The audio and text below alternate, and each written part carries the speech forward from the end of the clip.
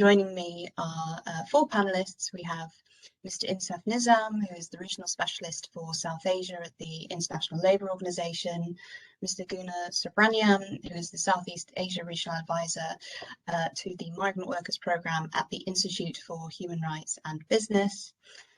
We have Dr. Vidyahar Ishwar, who is a Senior Lecturer in Human Resources Management at the Work and Organisation Department at Aston Business School in the UK. And finally, we have Ms. Shubha Sekar, who is Director of Human and Workplace Rights at Coca-Cola. Thanks for everyone joining and turning their cameras on. It's great to see you. Our discussion today is revolving around the topic of responsible recruitment and its critical role in sustainable development. India's role in the global supply chain has been increasing significantly, particularly in the last decade, and the country remains a particularly viable sourcing hub due to the availability of natural resources, labour, its output quality, and cost effectiveness, and more. However, despite the presence of legal regulatory mechanisms, these supply chains are fraught with labour exploitative practices or potentially exploitative situations, leading to potential labour trafficking, child labour, bonded labour, forced labour, etc. Ensuring the absence of these practices in supply chains would help not just individual businesses, but whole sectors and industries build trustworthiness among stakeholders, including workers, consumers, governments, and NGOs for their brands and products.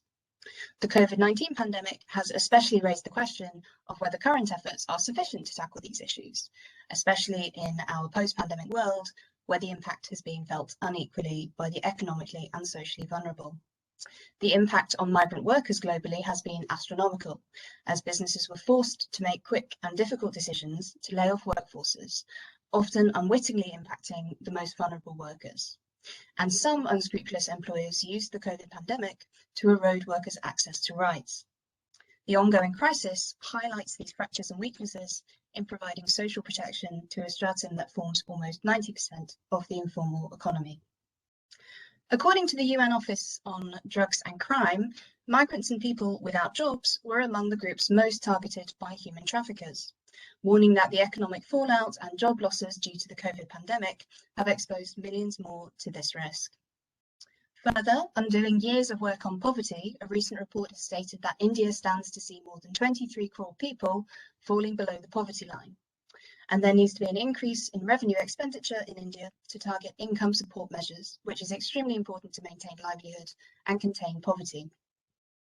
So we can see that this interrelatedness between economic activity, poverty, and overall development is undeniable. And to build a resilient and sustainable future, we have an opportunity now to pause, deliberate, and actionize practices with multi-stakeholder engagement to ensure success of economic outcomes and sustainable development for all. Returning to the issue of responsible recruitment, the demand for labour remains high globally, and recruitment agencies play an important role in bridging the supply to companies. However, this process often needs more transparency. While some businesses may be rigorous about compliance at the very highest levels of employment, this intensity of their focus may dissipate as it cascades down into long and winding global supply chains. And companies often find it very challenging to have an overview of recruitment operations across those supply chain tiers. The ecosystem that can help encourage and sustain healthy employment practices needs the participation of government, corporations, and community. Identifying discrepancies, the implementation of rule of law, ensuring increased scrutiny by corporations themselves throughout the length of their own supply chains, and providing systemic support to vulnerable labourers must work hand in hand to remove unfair practices and the risk of labour exploitation. Despite the setback already being faced by the pandemic, there is an opportunity to increase vigilance and proactiveness to ensure all-rounded economic development. While this may be challenging, learning from multi-sector experiences and best practices can help tighten this noose and prevent further aggression of the vulnerable and overall sustainable development. We will start today with a contribution from Mr. Insaf Nizam from the International Labour Organization. Insaf, over to you. And if you are able to turn your cameras on when speaking, that would be very helpful.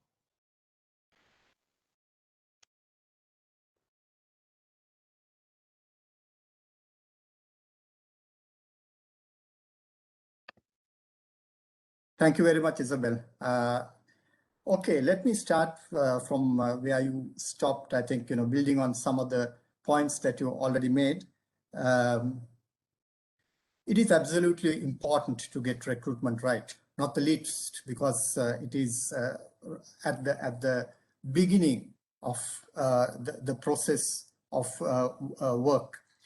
Even while there is so much emphasis and effort on cleaning up supply chains, if the recruitment process is faulty and flawed, then the efforts to clean up the supply chain afterwards becomes very difficult and complicated and often impossible.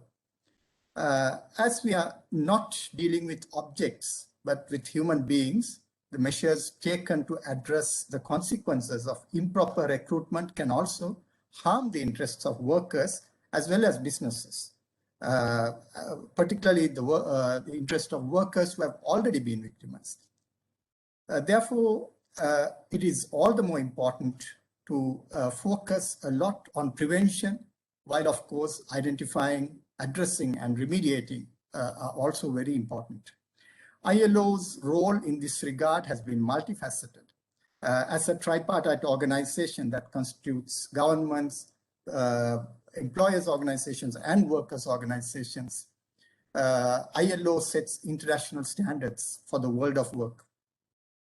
It has not only set global benchmarks, but also developed guidelines and tools in this regard through experience gathered from its own pilot interventions, through consultations of its constituents, the employers and workers organizations, and through consultations and learning from a wide range of stakeholders. The general principles and operational guidelines on fair recruitment were developed by ILO in 2019 to provide guidance to various stakeholders, including employers and recruitment agencies, as well as to governments, businesses, and all types of stakeholders. As the SDG target 10.7 calls for, one of the important pillars of fair recruitment is to eliminate recruitment costs to workers. But it doesn't stop there. It tries to ensure that not just recruitment, but the overall ecosystem in which recruitment takes place is fair and sound. Flawed recruitment processes can lead to tainted supply chains, resulting in tainted reputation of brands and products. Unfair, unethical, or irresponsible recruitment can take various forms. For convenience of analysis, we talk about three categories: deceptive recruitment, where recruitment is done through concealing or misrepresenting facts, hiding information with regard to wages, working conditions, working location, etc., and other factors that are crucial for a free and informed decision-making of the worker. We have coercive recruitment, where recruitment is done through or under the threat of some sort of penalty. And there is also recruitment by abuse of vulnerability, where the worker has no choice but to agree to a given set of conditions because of the vulnerabilities and fear of losing certain opportunities. Recruitment by any of these above means could lead to forced labor and human trafficking. And in the case of children, it could also lead to worse forms of child labor. For efforts to be successful, knowledge and awareness of forced labor, child labor, and trafficking, as well as recruitment practices, should permeate throughout the organization and supply chains. It is not just enough that only recruitment managers or HR managers know about it. In fact, in many cases, even the victims may not be aware. They might not know that they have been abused, deceived, or trafficked. No company would want to be surprised when these are discovered during a due diligence audit. So it is in the best interest that we take a proactive approach to creating awareness across companies, across organizations and supply chains. ILO's forced labor indicators provide a clear guide to what forced labor means and how it looks like in practice. There are also good tools developed based on these guidelines that can be helpful for companies to identify, prevent, address, and remediate flaws in the recruitment process. On the other hand, one could also explore why unethical recruitment or unfair recruitment takes place. The recruitment process needs to be more transparent. Definitely, we all agree on that. At the same time, in many contexts, deceptive or coercive recruitment is used when there is something to hide about the job itself, or about the company, about the working environment. So as much as there is a need for transparency in the recruitment process, there should also be efforts to maintain high standards, or at least minimum standards, and working conditions. A safe and free working environment where rights of the worker are protected and respected. I will stop there for now, and I'm looking forward to the discussion. Thank you. Thanks, Insaf. And we have a couple of follow-up questions for you. And I think that the point you were making about, we do already have these minimum standards. There is already the ILO guidance on the indicators of forced labour. Thinking about those, that already exist, where do you think India Inc. stands in terms of following those kind of principles of fair, responsible practices on hiring labour? Isabel, there's no exact barometer to say where India stands, or no, there's no yardstick, and there's no comparison between one country and the other. But what I can share with you is my thoughts on what India has done. I mean, corporate India has done well, and where it needs a little bit more work in terms of getting recruitment right. One thing is, we have to appreciate that the corporate India has come a long way in terms of, its seriousness, its commitment, its strategic approach towards addressing human rights issues in business, right? Recruitment. So, I mean, 20 years ago, CSR was merely a very superficial thing where, it would be funding an orphanage, or hosting a day against violence against children, or some very superficial activity. Whereas now corporate India is very serious. It looks at very as to how to engage strategically, substantively in issues of human rights within its supply chains. Recruitment itself has become a focus, and measures are being taken to address challenges as the preventive, adaptive level. That is also another important thing that we see in the development that we see within corporate India. Supply chain approach adopted by brands, companies itself is a paradigm shift, in line with the UN business and human rights principles.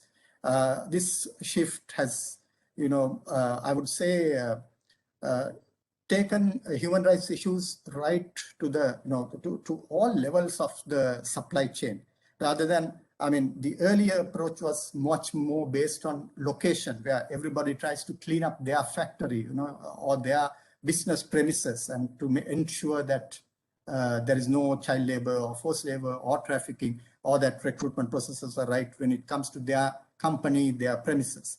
But a supply chain approach has broadened the scope of responsibility. And now companies, the brands are worried or concerned about all levels of, whether it happens within their premises, whether it is done by them or their staff, or is it whether it comes at different levels of the supply, different tiers of the supply chain. So these are all very positive moves that corporate India has taken. But at the same time, there are some issues that need focus, like, for instance, Now, one of the negative aspects of supply chains is that, it's very much driven by the consumer pressure. So we can see a sort of a divide between supply chains that lead to developed economies like Western markets, and supply chains that lead to internal markets. So the pressure on the supply chain, on the corporate sector, by a more aware and more empowered consumer in the West is not the same as the pressure that is generating from the Indian consumer. Therefore, there are two levels. So unless, the corporate sector, the companies take a more sectoral approach, we would see, a factory where good standards are maintained, and in the same village or in the same location, we would see a factory where very irresponsibly, recruitment is taking place. Why? Because one factory provides or supplies to the international supply chain, and the pressure is high, whereas on the other hand, the other factory supplies to the local supply chain, the domestic market. So this disparity is, has to be addressed.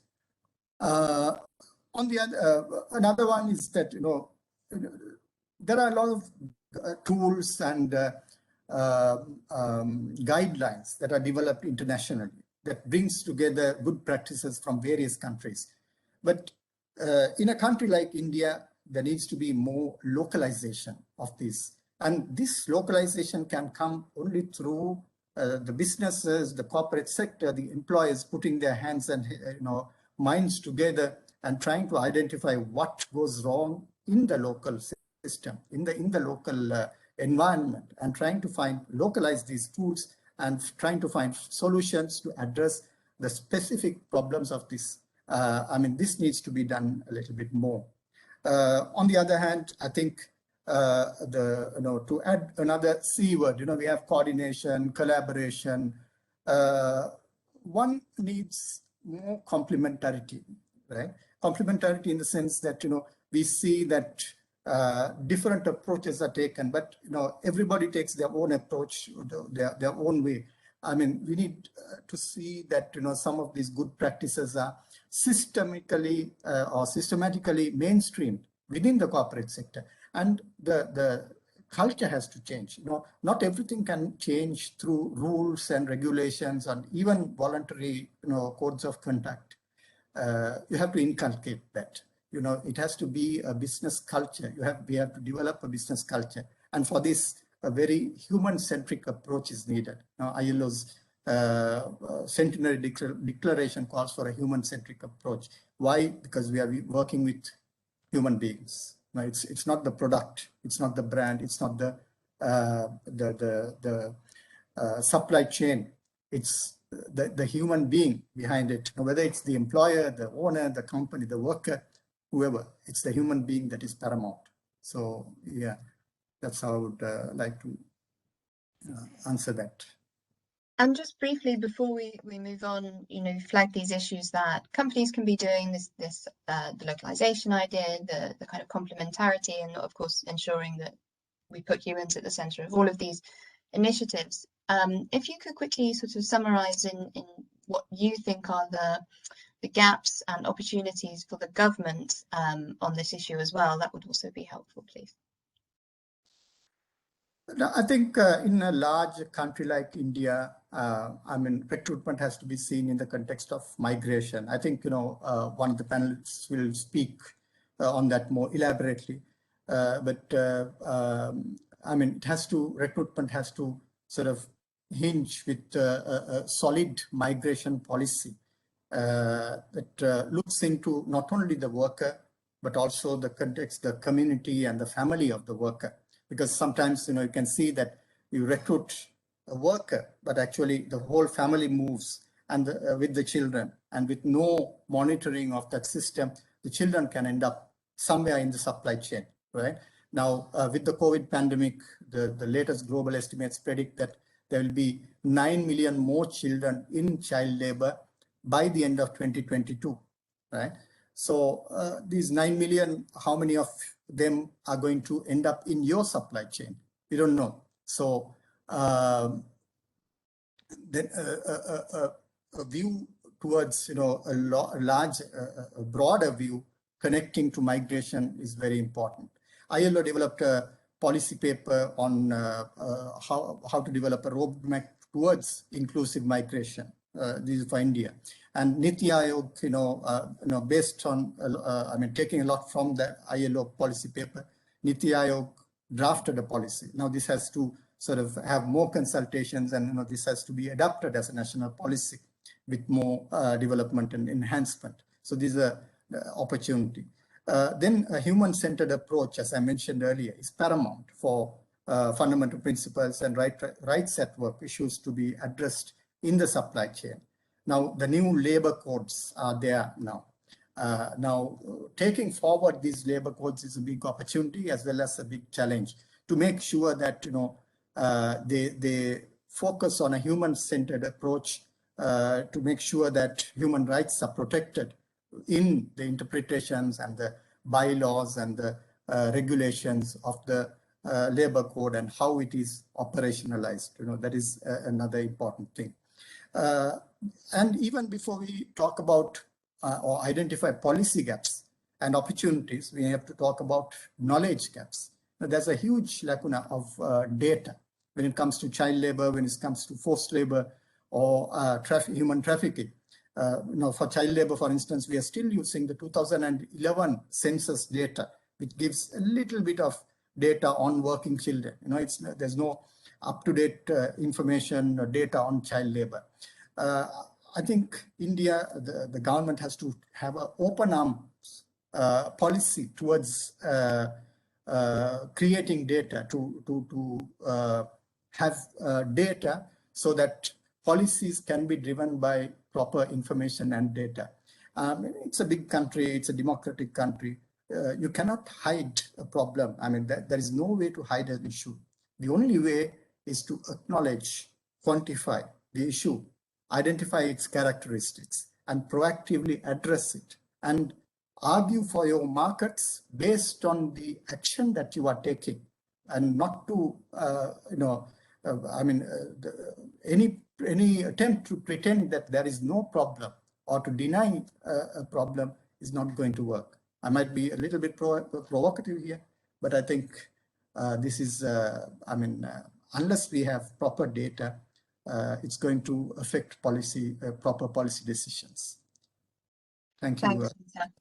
And I think that knowledge gap and the lack of data is something that certainly has been brought to the fore by the pandemic as well. We are going to move on swiftly to Guna from the Institute for Human Rights and Business. I know your organisation has long focused on the issue of fair recruitment, so over to you. Thank you, Isabel. I'm just going to start sharing my screen. I hope everyone can see it. Yes, we can see that. Yeah.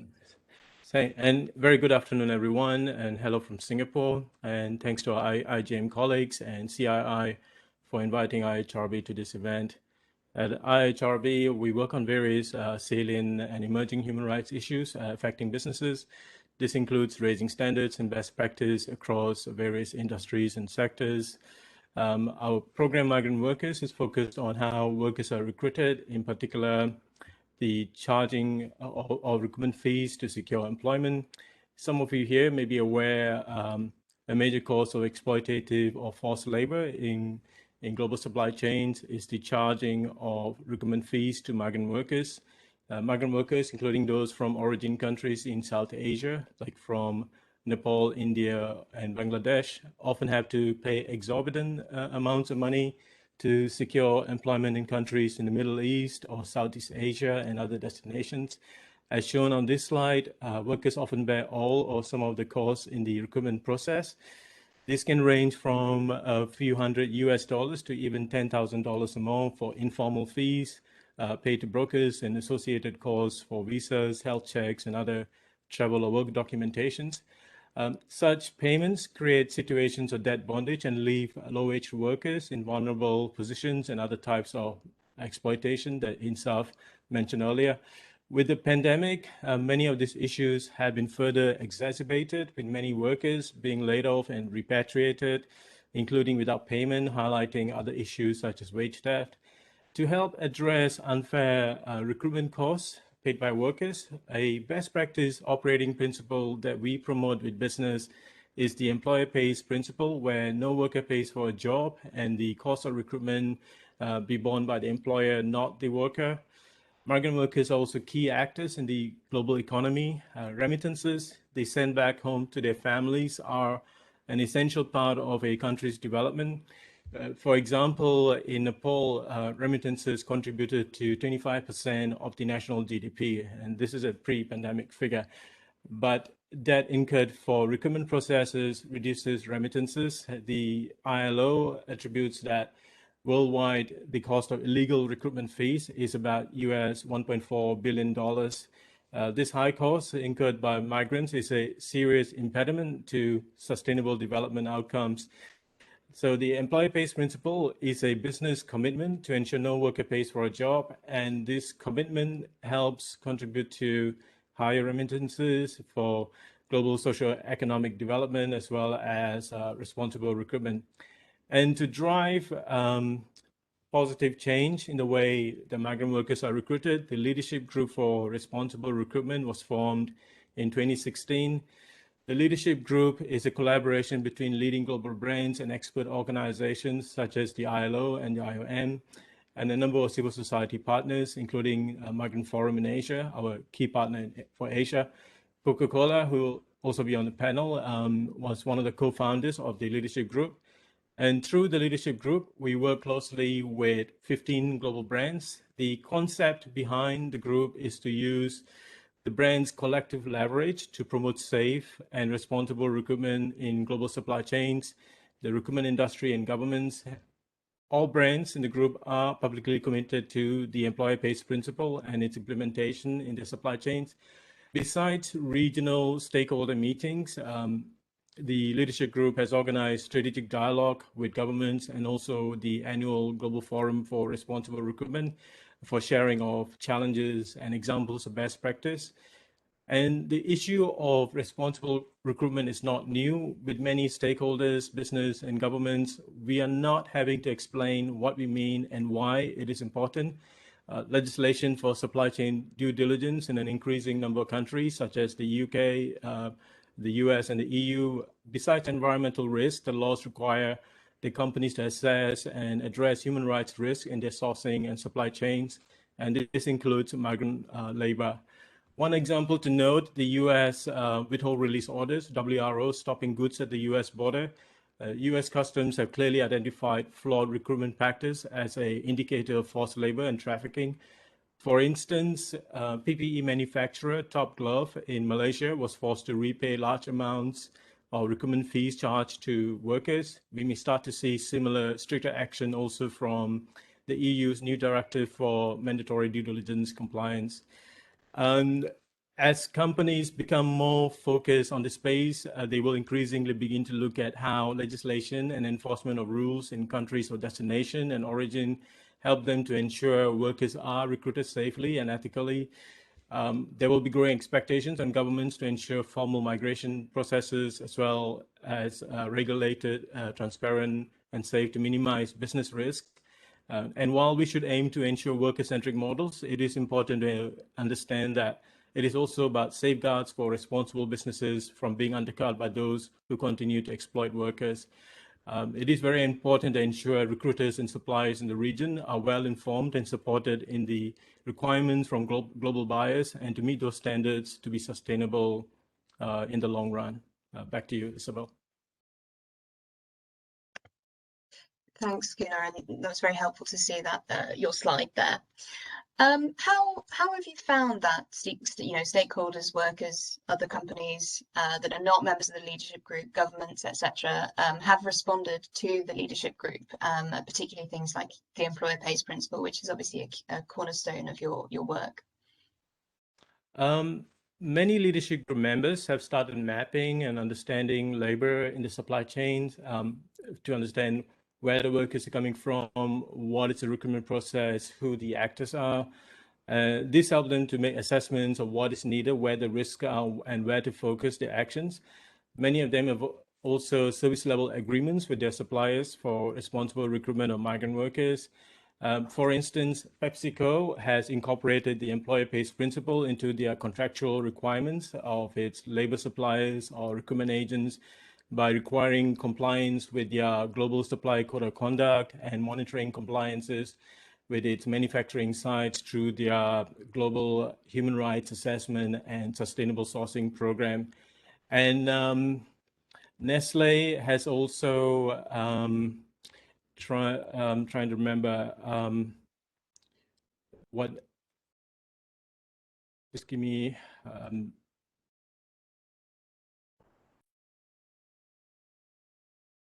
Nestle has also started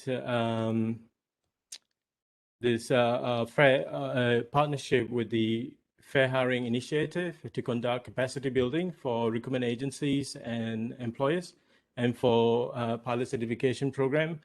And Nestle's aim in this partnership is to increase the number of recruitment agents, and in turn increase the number of responsibly recruited workers in the industry. I can share with you the experience of one coconut producer in Thailand supplying to a global brand and also a leadership group member. This particular coconut canning factory has put into practice for some years the employer pays principle and other good practice standards, such as a working grievance mechanism system for its migrant workforce. In the beginning, other businesses in the sector were cynical and thought the additional operational costs with all these standards will not be sustainable, especially as the standards were not required by local law. However, what has developed over the years is, number one, workforce loyalty, low turnover rates. So they were saving a lot of costs on rehiring and retraining. Many workers who left also came back asking to be re-employed. And secondly, as their reputation as a good employer grew, more job seekers were also seeking employment with this particular factory. So they were able to hire more talented and more skilled workers, raising their own standards with the best force in the sector and in the region. And thirdly, they started attracting more global buyers to source from them as there was more confidence in them as a supplier for compliance in supplier code of conduct and other requirements. Isabel. Thank you. And then coming back to the obviously the present ongoing COVID-19 crisis, the impact particularly on India's migrant worker population. Would you be able to illustrate, perhaps using a couple of best practice examples from the leadership group, any kind of solutions that Indian companies could perhaps be taking, particularly providing kind of social security or any other kind of protective initiative to migrant workers?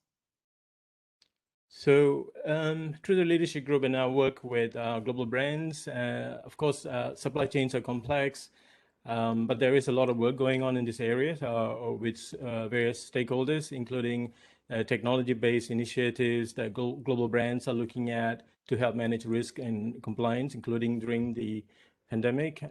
For example, IKEA and the IOM conducted a 10-month project last year to put safeguards in place to protect migrant workers employed by suppliers in Thailand.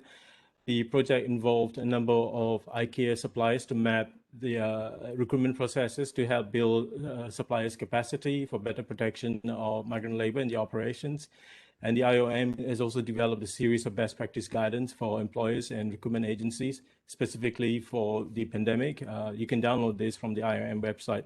Additionally, one of the things we are also promoting with the leadership group is the Montreal recommendations on recruitment. This is a very useful resource for policymakers and regulators with practical guidance to improve regulation for protection of migrant workers. It covers a broad range of themes from recruitment, incentivizing legal compliance, grievance mechanisms, and regional and multilateral mechanisms. This guidance was put together with experts and organizations from more than 30 countries around the world. Our own IHRB report respecting human rights in the time of the COVID pandemic. This guide contains a series of recommendations for business, and also the DACA principles, which is available in multiple languages. This practical guide has become very useful reference in the pandemic for various stages in the labor migration process, from home to place of employment through to the end of contract. We are also working with a number of leadership group companies for specific guidance on health and safety for supply chain partners. This includes things like recruitment processes to cover costs such as workers' COVID tests, vaccines, and medical care, and also guidance on accommodation and work environment safety, effective grievance systems, and for wages to be paid regularly. And fundamentally, that employees should exercise the duty of care to respect human rights and meet basic social protection needs of all workers, including their contractual and legal obligations to ensure all wages and other benefits are delivered in full at the end of the worker's employment. Isabel. Thanks, Gunnar, and I'd urge anyone else who's on the call and hasn't yet seen a number of those resources. They are available, as Gunnar said, and they're very useful and comprehensive. We come now to Dr. Vidya Ishwar, and Vidu is a senior lecturer in human resources management at Aston Business School. I think, well, if you want to share, you're sharing your presentation, is that correct? Sure. I'll let you know when I can see it.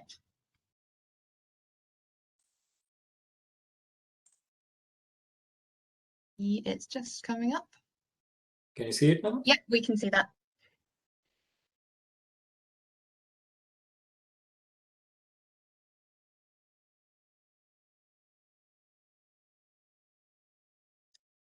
Oh, I think I've temporarily lost Vidu. Can anyone see? Priyanka, can you hear me still?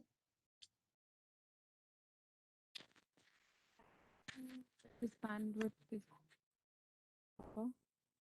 Maybe I've got a little sign up. can't see his screen. Just Vidu, can you hear us?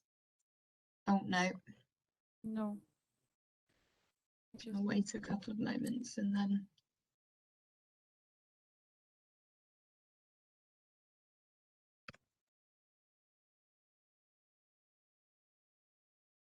I think it looks like Vidu's still connecting, although I can still see his laptop screen. Yeah. In which case, perhaps let's move on to Shubha if in the meantime, and perhaps come back. Yeah, you can continue with Shubha. Is that okay, Shubha? Sorry, I can't see you either at the moment. Yes, absolutely fine, Isabel. I've messaged Dr. Vidyadhar, so let's see. Great. Hopefully he can join back in before the end of the session, because it would be very good to hear from him as well. But okay, instead we'll move on to Shubha, which we're very glad to have her with us, because Shubha is the Director of Workplace and Human Rights at Coca-Cola, and is able to sort of put some of the discussion that we've already heard today into a kind of a more concrete context. So Shubha, over to you. Thank you, Isabel. Can you hear me and see me clearly? We can hear and see you. Okay, fantastic. So good afternoon, everyone. And before I begin, I'd like to thank CII for inviting me to this panel. Now, as has been alluded to by some of the earlier speakers, many of the human rights issues have their roots in poverty and inequality. And this has been widened by COVID, which has really driven home the criticality of responsible and sustainable business. The World Bank has very clearly mentioned that there would be a long-term adverse impact on global extreme poverty to the due to this disruption, and a large share of the impact would be borne by countries that are already struggling with high poverty rates like South Asia and Africa. And so, in order to break this vicious chain of poverty, vulnerability, exploitation, leading to various human rights issues, and forced labor, human trafficking being one of the very important such issues, it would need to, businesses would need to take a very holistic SDG UNGP approaches to address these systemic and complex issues. Now, as Insaf said, ensuring ethical and responsible recruitment is fundamental to combating exploitation, forced labor, trafficking of workers, and represents an important step in achieving the UN SDG goal of decent work for all. Now, I'm going to, kind of talk more from a practitioner's point of view that responsible recruitment comes into play at various levels in global supply chains, and it's got a lot of different kinds of dimensions. Now, as a global company, we are operating in 200 countries and with inherent risks in the market that we operate. So where there is more poverty and vulnerability, the risks are more. And, with 200 countries, obviously, we would cover a number of countries where, there is poverty and risks are higher. And the type of risks also differ from market to market, country to country, depending on the socio-economic, cultural, political situation of that geography. So the human rights framework of a company, the human rights policies, processes, the due diligence tool, which is, a basket of tools, there's no one due diligence tool, obviously needs to address the various dimensions and nuances of the issue, especially for transnational corporations. Now, the crux of respect of human rights, whether we are talking about, the forced labor, modern slavery, or child labor, or any of these, depends on a couple of very important points. That is, business needs to have a human rights policy and process, how the requirements are embedded in day-to-day activities of business, how business managers are able to apply the human rights lens to their business processes and decisions. It's not people like me, like I'm a human rights subject matter expert, but it is the business managers who are taking so many different kinds of business decisions, which is very complex: global, regional, local, last mile, purchasing decisions, M&A. All of these also need to really understand it, and that's really the proof of the pudding as to how much of capacity building has been done internally. Leave aside the supply chain constituents, but internally is also very important. Then there is this undertaking of human rights due diligence on a continual basis. It can't be a one-off exercise because, this is very dynamic. Things can rapidly change. And then the business managers need to be aware of the human rights risks in their specific markets, the India, or whether it's Middle East, or whether it's Southeast Asia, and proactively raising and addressing them. Now, just kind of coming to Coca-Cola, we were early adopters to the human rights approach with a responsible sourcing policies dating back to 2003. This is long before the UN guiding principles, and a human rights policy from 2007. And these, because of the maturity of the program, we have very, these are very well entrenched in our way of doing business with clear roles and responsibilities of cross-functional teams. It's not just one function which can work. It is, as I said, there's so many kinds of business decisions, business operations, and so it has to be clearly a cross-functional team that works.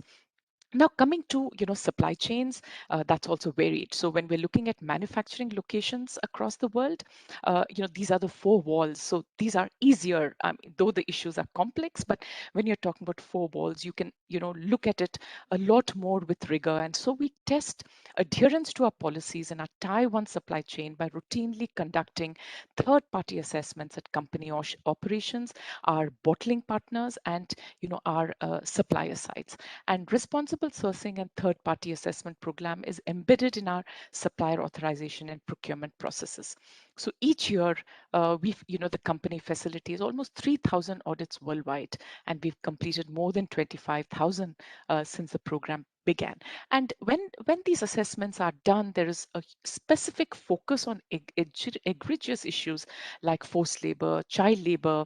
They also cover vulnerable sections of the workforce when they do the assessment. So there are confidential worker interviews, their document reviews, their health and safety walkthrough, and at that time they identify all these vulnerable sections. Now, the problem becomes more complex because supply chains are end-to-end. The responsibility is not just in the manufacturing, but even beyond that, deeper into the supply chain. Now, that's where the complexity becomes much more. Especially look at, for example, the agricultural supply chains. Various challenges come into play as corporates don't have line of sight. Typically, the purchasing and the relationship happens with Tier 1. So here at times there's no line of sight, nor is there visibility, nor is there direct relationship, nor leverage. A lot of things, can happen when there is leverage, but here, the leverage is very poor. Also, given the fact that, we work in we operate in multiple jurisdictions, there are countries where there's no legislation, there is subpar legislation, poor enforcement, there could be subcontracting. So, it just becomes more and more complex. Now, we understand that there are risks, so we have several steps that we've taken in Coca-Cola. We expect our agri products and agri-based supply chains to adhere to what the principles of sustainable agriculture. Now, this contains social, economic, and environmental criteria, and they're aimed at the primary production level, which is the farm level. This is with a view to achieve compliance, transparency, continuous improvement of farm base according to these principles. Now, we don't stop here because, as a company which has a very mature human rights program, we kind of also conduct human rights due diligence in areas that we feel that there could be issues like agri supply chains, specifically, for example, the sugar supply chain. And we have completed third-party research of 21 of our top sugar sourcing countries. This is at a country level that we do, and with a focus on 3 big areas, which is forced labor, child labor, and land rights. And India also being a big sugar growing country, we have conducted the research, and we are looking at the remediation in terms of a multi-stakeholder partnership. And I'll deal with this a little later because they are extremely complex, and no one company or one entity can do it. Clearly requires a cross-sectoral partnership. Now, another common complex dimension to ethical recruitment relates to foreign migrant workers, which has also been touched upon by Guna. What the leadership group does, and the risk in some countries is very high because of the high percentage of foreign migrant workers. For example, the Gulf, and through the experience and a lot of work that has happened, the 3 big drivers that have been identified is really recruitment fees, which is 50% of forced labor is because of recruitment fees. It's also because of passport retention and contract substitution. So basically, they don't know the terms, and there's a lot of deceit, and as Insaf mentioned, the different kinds of nuances of unethical recruitment. So we started our work in the Gulf 2007. This was again long before the first modern slavery legislation came. And then when we started doing our assessments, we started seeing red flags, and at that time the international attention was not so much on this issue. Understanding of this complex issue was not so much. So we conducted a third-party study to understand the issue, and after taking inputs from expert organizations like the ILO and other bodies, we took steps to address it by updating our policies to expressly prohibit forced labor and human trafficking. We also did a huge amount of capacity building because some of these issues are historic and they are widespread. So if you really have to move the needle, I mean, a lot of sensitization has to happen, a lot of capability building has to happen. And as also been mentioned by Guna, we are actively participating in a number of organizations at the global level, region level, where we promote responsible recruitment of migrant workers to and to eradicate forced labor and human trafficking. And apart from LGR, are organizations like Consumer Goods Forum, the AIM Progress, which is again 40 FMCG companies being part of it. So over to you, Isabel. Thanks, Shiva. We also heard from Gunnar, he alluded to the use of, particularly, for example, technology in conducting human rights due diligence. Perhaps you could speak a little more to what you have been doing, to ensure and maintain responsible ethical recruitment in those deeper supply chains and the role of technology that Coke has found. Right, right. Absolutely, Isabel. So, as has been discussed, the common theme is issues are huge. COVID has exacerbated the issue as the problems, and technology definitely will play a huge role to enable the ecosystem players to think big, scale fast, and provide cost-effective solutions to address sustainability and human rights issues. And the use of technology, I mean, the merits of technology were always known, but I think people have understood it far more during the pandemic. I mean, all of us here today are testament to this, where we are conducting our business online, and so similarly, the importance of technology has also been recognized because of travel restrictions, health and safety concerns.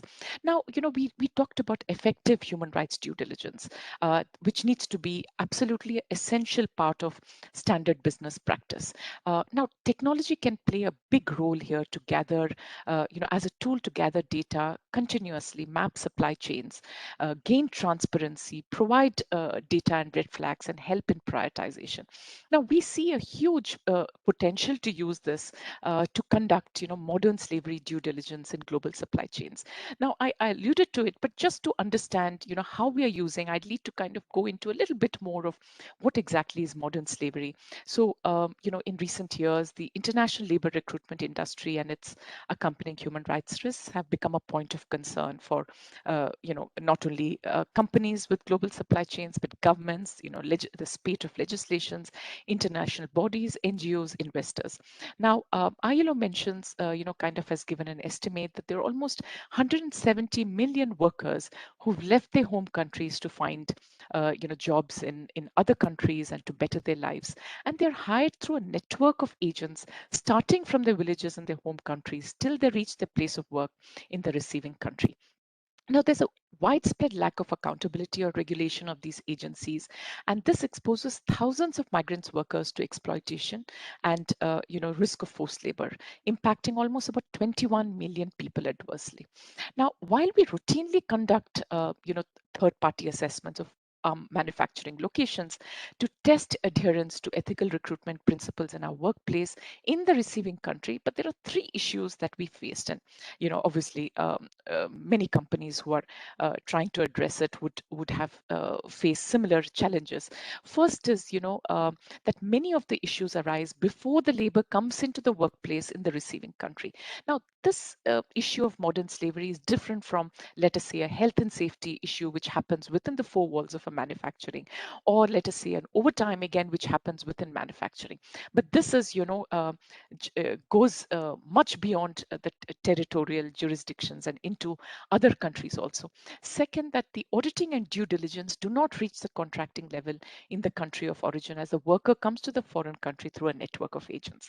And third issue is that brands have visibility only when they reach the manufacturing location. And there is also issue of sphere of influence, which diminishes as one goes deeper into the recruitment supply chain. So I would like to liken the manufacturing plants as the tip of the iceberg, with a large part of the recruitment supply chain hidden from our view. And therefore, we were trying to grapple with this, try to, see how do we kind of go, really look at this from an end to end. And so we were from 2019 onwards looking at technology. We did a small pilot in one of the plants, in the Gulf, and then during the pandemic, when work had to be paused, that gave us an opportunity to look at this from a bigger, to think bigger and start really looking at it, from an end-to-end kind of an approach. And so that's where we felt that we could leverage innovative technology-led solution to go deeper, prioritize risk, promote transparency, and then accountability and drive social impact. And we are presently, that platform is being developed in partnership with Diligence, our technology partner. And we also have Terra, which is an ethical recruitment agency. So there's a lot of expertise. There's also an NGO which has worked in this space. So when we are developing the tools, from a brand point of view, we give inputs. The ethical recruitment agency gives inputs on how best to kind of approach it, and the NGO. So it's a really very interesting kind of a partnership. And the tech platform would help triangulate the information received from suppliers, the recruiters, intermediaries, and workers. There's also workers are also involved in this through a worker voice technology. And this would give us an overview of the risks and prioritize action. As you can imagine, these are all vast, complex issues. But, by getting these kind of risk Sheila, I'm overviews. so sorry to interrupt. I'm yeah. so sorry to interrupt. We're running a little short on time. So if I could just Right. ask you to sum up. I'm sorry to Sure. interrupt. Sure. Thank So you. basically, this is what the platform is all about, to really help us get a better handle, and we are piloting it as we speak. And, definitely watch the space. We'll be happy to share once the learnings come out, happy to share it with a wider audience. That's great to hear, and I'm sure that there'll be many will look for that for their own learnings. Vidu, hopefully you are online now. I'm afraid that we are short on time, and I'm sorry for that, because it means that we're cutting you a little short as well. But over to you, and yes, I Okay, think we have thank you. a final 5 minutes. Sure, thanks a lot. I'll tell you what I'm going to do. Instead of sharing the presentation, I'll try and share my screen again. God forbid if technology fails once again and I'm unable to reconnect, then I'll just send a write-up to the conference organizers, and it can be shared widely with all colleagues and participants. So let me try one last time, if at all Lady Luck is smiling on me today.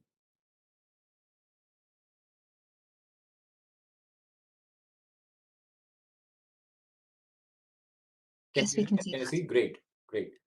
Okay.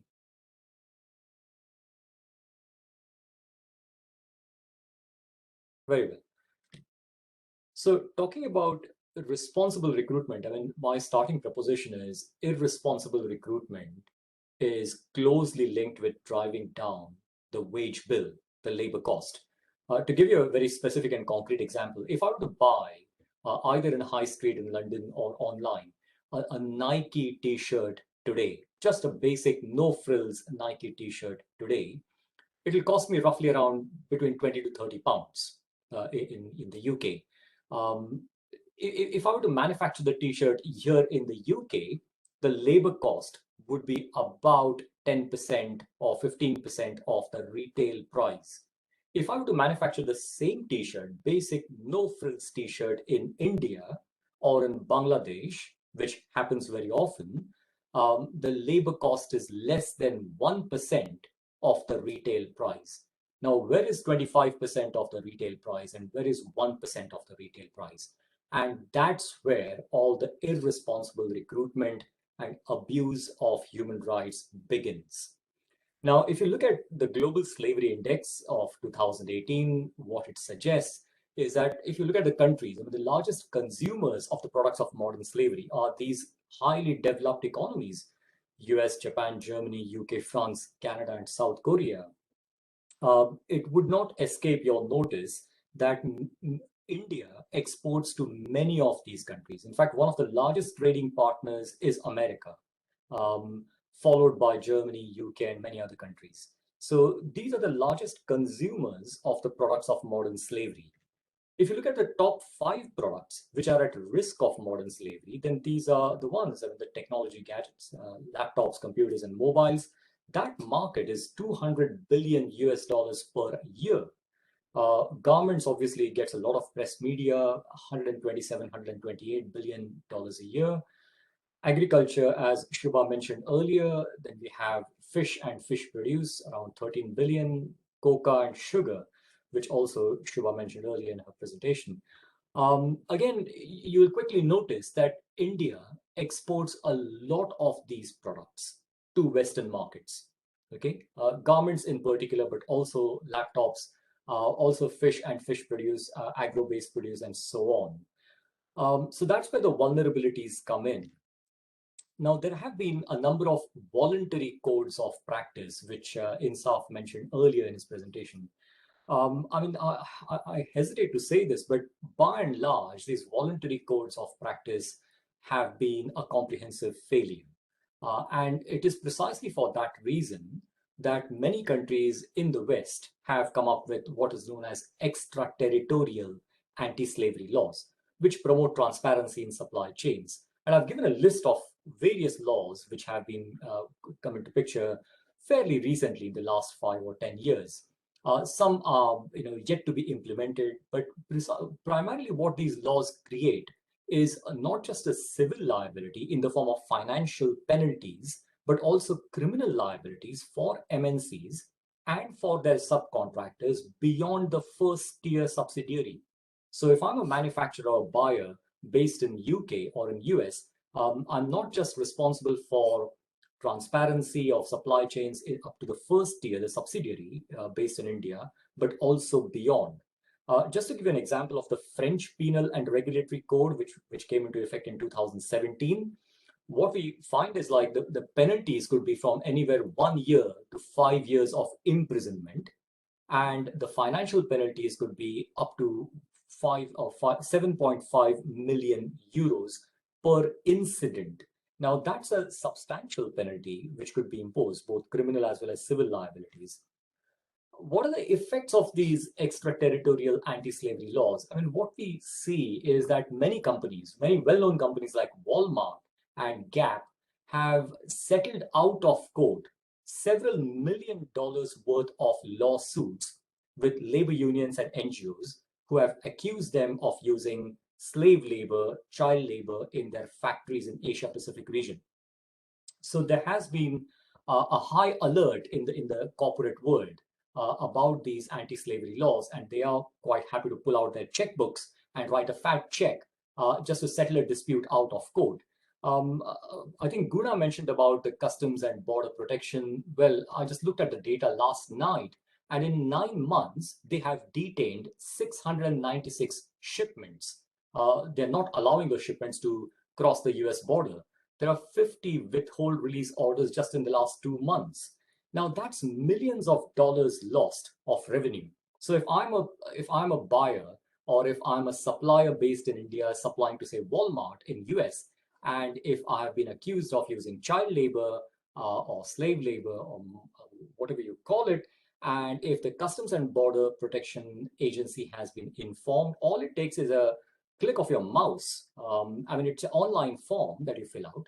And if they detain my shipment until the investigation is carried out and concluded, that's millions of dollars lost if my shipment has been detained. German and Dutch governments have initiated social dialogue and partnership projects with trade unions, NGOs, MNCs in India and in other parts of the world as well. Largely, the focus here is on awareness raising.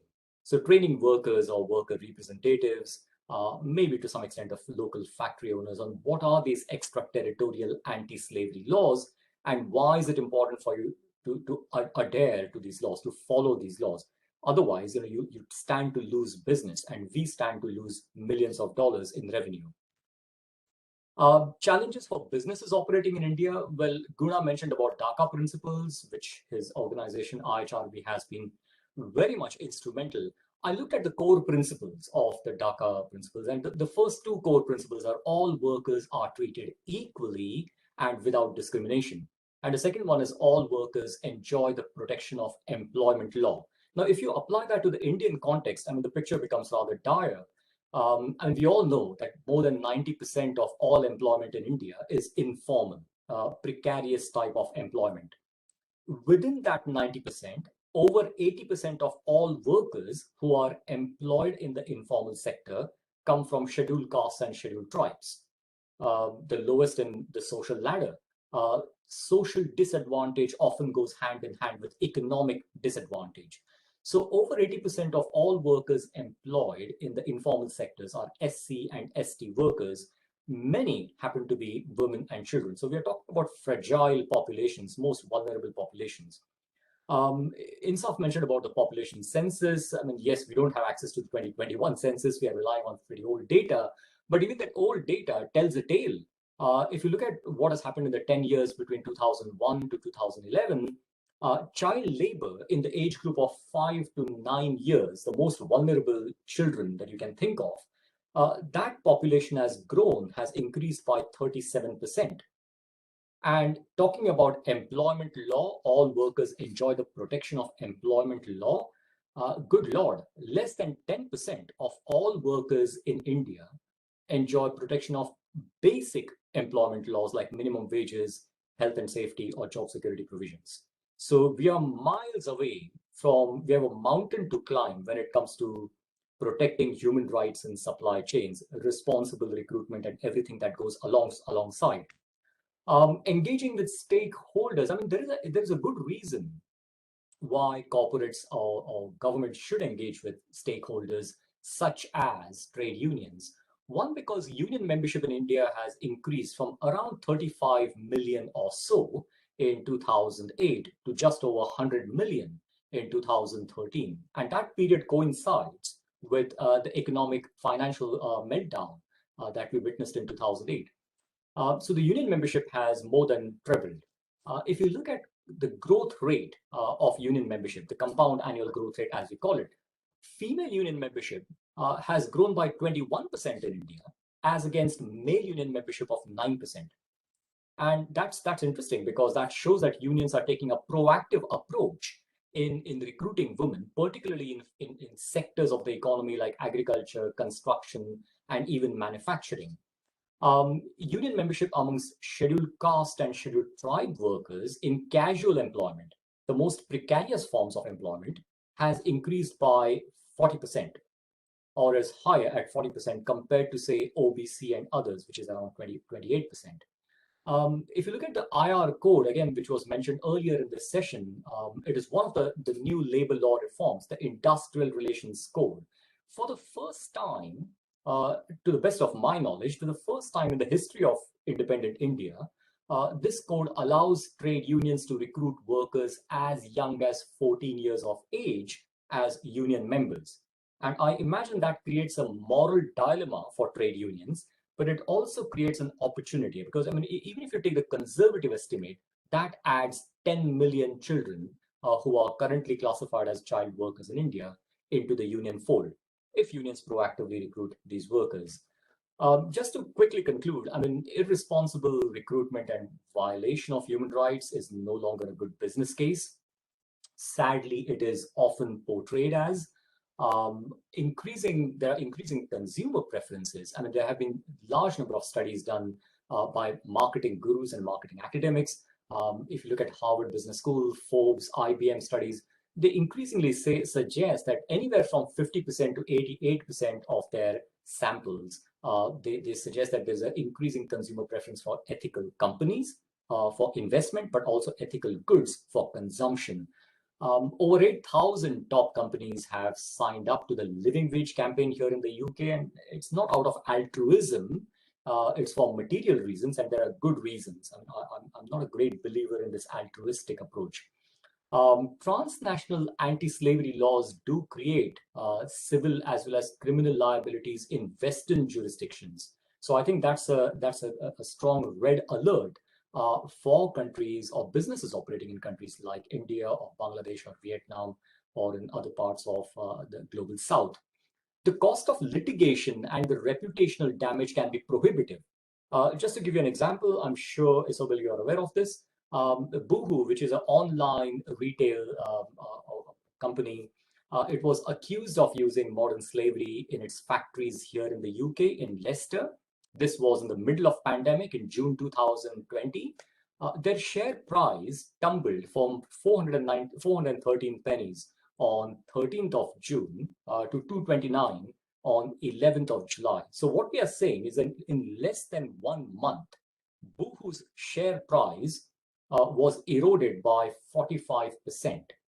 And I don't think that's going to make either Boohoo's investors or shareholders happy, or indeed, the media, the spotlight that they receive is going to help them recover from these losses. I checked their share price last night, and they have not recovered from the peak losses, the losses that they have incurred. They are nowhere near their peak price either. So there are financial incentives, let alone a humanitarian case, a social justice case. There's a good financial case, a business case for corporates to engage in responsible recruitment and make sure that human rights are not made expendable in the supply chains.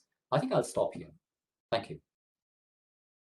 Thanks, Vidhu. And I'm conscious that we have overrun slightly, but I would like, I think it's probably quite apt to ask you this follow-up question, if you would be able to just summarize fairly briefly, what, in your opinion, are those challenges you've already given us the background to the labour context in India, but the challenges most faced by Indian industry in implementing some of the policies that have been discussed as regards implementing fair recruitment principles and improving labour practices.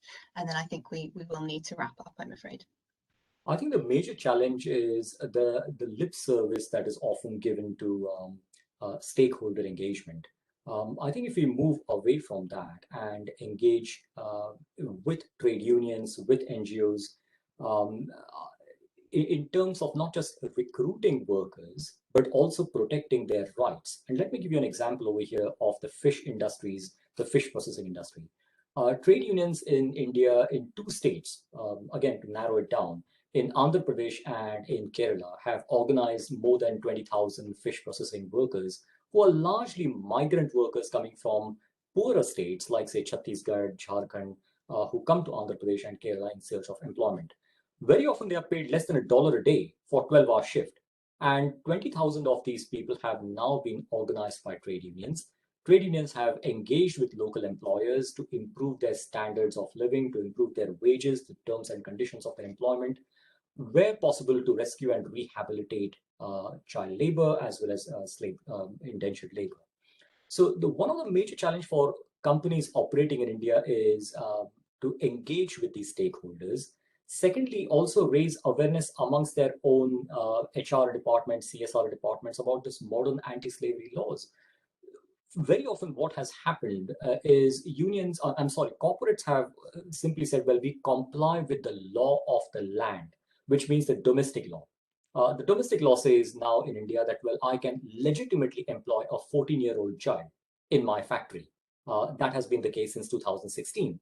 Now, that's not good enough, because if you're saying, well, I'm complying with the law of the land, and hence I'm absolutely transparent above board, it's not going to cut any ice. It's not going to resonate well in the Western jurisdictions, because the anti-slavery laws, which are the transnational anti-slavery laws, do not recognize, they supersede the local laws. And you can create a third-party liability in the UK or in the US or in Canada.